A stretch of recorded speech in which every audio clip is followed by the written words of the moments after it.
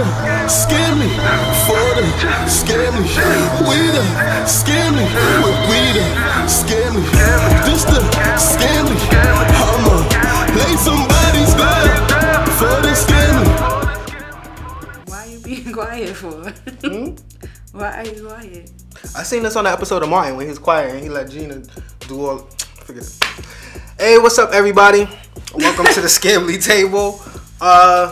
I'm excited. You excited, babe? Yes.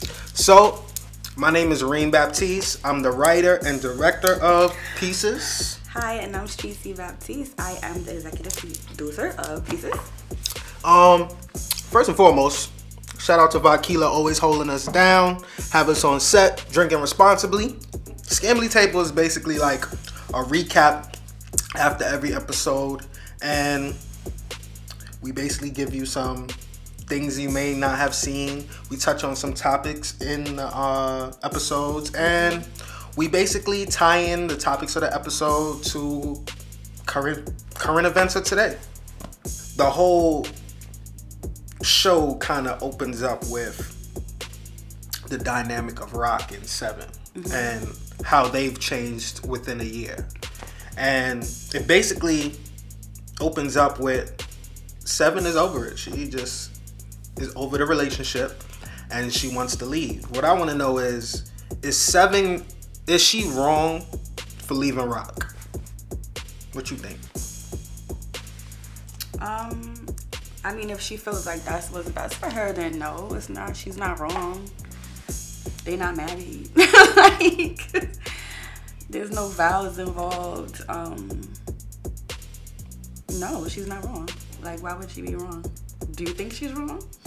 I don't think that Seven is wrong for how she feels, but I think that Rock is 100% valid about how he feels, because his perspective of the whole thing is,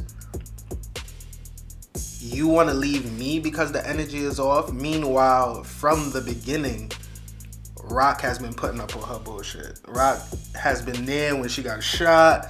Rock stuck it through when he was actually being a good guy and she was accusing him for friggin' cheating, stalking him. And I feel like he's like, which is key. It's a key thing that he said. In the episode, he said, I stuck through you all the times you needed me. The one time I need you, you don't know how to be. You don't know how to be there for me is like, damn. He got a point. It's like, and the relationship is 50-50. Like, you both got to bring to the table. So when I'm down, you got to lift me up and vice versa. And he feels like, yo, the moment that I'm down, you just want to leave me. And all the times you were down when you was talking about your mom and all of this and nobody there for you, he was there. I mean, I agree with you 100% as far as, you know, when you're in a relationship, obviously, you guys should be there for each other, but I do feel like we need to take the emotions out of it and just think about the logical part of this. When she got locked up, they was not together. I'm not locked up, shot, they were not together. Seven did not ask the stranger to take her from the hospital. Like, he kidnapped her from the hospital and brought her to a cabin voluntarily. Yes, that's really dope that he did that. It's cool, but they were not in a relationship. So, I mean, I don't know. I feel like a lot of the time people do things and expect the same thing in return, but you also have to take into account that everyone's not the same and that everyone is not gonna like do the things that you do. I don't want to sound like insensitive because I don't think they were ever on the same page. Put it like that. I don't think they were ever on the same page. So he is right for feeling how he feels. And I do feel like if they were on the same page, she's fucked up for leaving him when he's down. But I don't think they were ever on the same page as far as like being compatible to be in a relationship, because even though they were in the same type of lifestyle when it comes to getting money and scamming and whatever, from the beginning, Seven was always the flashy girl trying to get money. Like, if we look at season 1, Rock saw her in the store throwing it in the bag with her friends. He saw her when she was in the club throwing money. Like, clearly she's the type of chick that's about money. He was about money too, but he also had that compassionate side to her. She never had that compassionate side to her. She was wilding on him from the jump. So I don't think it's really realistic for him to expect that from her when she never showed that side. to her. So at a certain point, he has to take responsibility for the type of person he decided to stay with, because she showed how she was and he didn't leave. I mean, I agree with that. But like I said, she is about the money. Like, and you meet her, you got her when you was up. Just because you're about the money don't mean that you're not a human being, though. She's a fucked up person. Oh, okay. Like, I'm just saying. But she's not fucked up in the sense of wanting to leave because the energy is off. The energy is off because he can't take her out.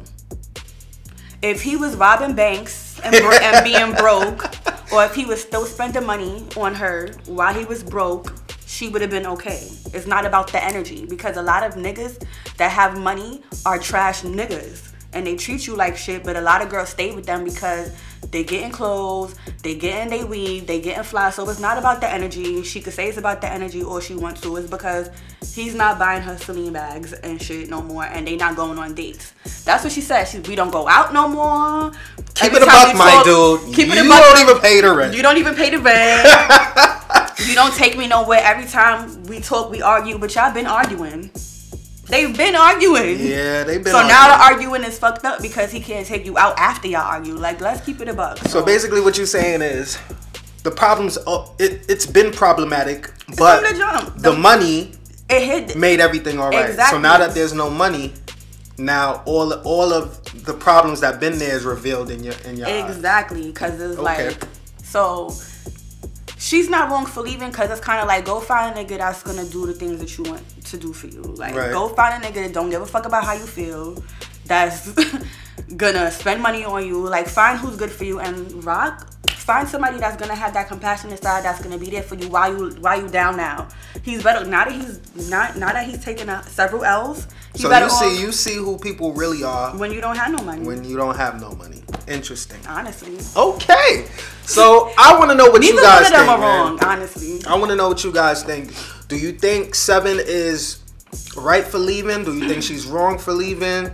How do you feel about the way how Rock reacted? Let us know in the comments. I'm super interested to know, because we got our fans is like, they see things a lot of different ways. Yeah, so I want to know your perspective. We want to touch on Max. She just can't get a break as far as, like, she can't stay away from the game. Even when she's done and she's trying to move on and trying to be positive, it keeps pulling her back in. From her friends trying to make her feel guilty, to even being put in a position where you feel like, I need money right now. Even getting scammed in a part is making like, alright, so damn, it's possible. It's like so many signs to pull you back in. You ever had, like, you want to stop doing something and things just pull you back in? Every day of my life. You got a life I don't know about, man? What the fuck? Like, what? No, I definitely know how it feels to feel like people are, like, relying on you. Oh yeah, that's a story of my life. People, I don't know. I just feel her in several aspects of, like, even when she was talking to Seven and she's like, yo, I feel y'all, but I gotta take care of me first. Like, I can't, like, she's trying to change her life, obviously. Yeah. And everyone around her is. But they keep calling. The game needs her. No, they need her. The game don't need her. It's her friends that need her, not the game. She would have been fine. Yeah, she was trying to open her little business, but her credit score wasn't up, babe. She got to get back to the bag. Let me tell you something. When that credit score went, yo, that part to me was like, I think that is like the climax of the episode, when you really realize the turn. All right, this is where we going with this season. I'm sorry, Miss Moore, but your credit score is a 5 something. You like how the fuck did that happen? Like, what? I just checked my shit and it was fine. So, what was your favorite part of episode 1?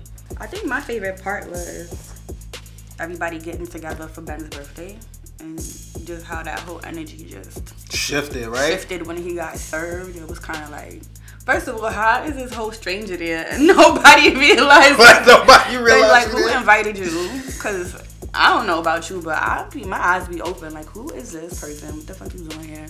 So, yo, to get served on your birthday is foul. Like, that is super foul. And she eating up all the people them food. All the chicken wing. Nah, the funniest part though is when Seven knocked the cup out her hand on some like, get the fuck out of here, bitch. Yeah. Nobody's knocking shit out my hand like that. And I'm gonna keep walking. Yo, she kept it pushed. She don't want no smoke for Seven. Yeah, Seven is fuck crazy. That is mad at them there and they already tight. So yeah, you got sometimes it, you gotta nigga. take the L. Like, you know what? You got it, my fuck nigga. the cup. Yeah. Can't be gangsta all the time. Facts, but still, I think that whole storyline is gonna be super interesting. When we dig into that, I already know. I'm letting you know, fans. When we get into the Ben story, everybody's gonna have something to say. My favorite part of the episode was, I would say my favorite part is it's two parts. My favorite part is don't get distracted, but the reason why don't get distracted is my favorite part is because it kind of is like a foreshadow of the entire season. Because while everything is going on, it's screaming don't get distracted, and the whole time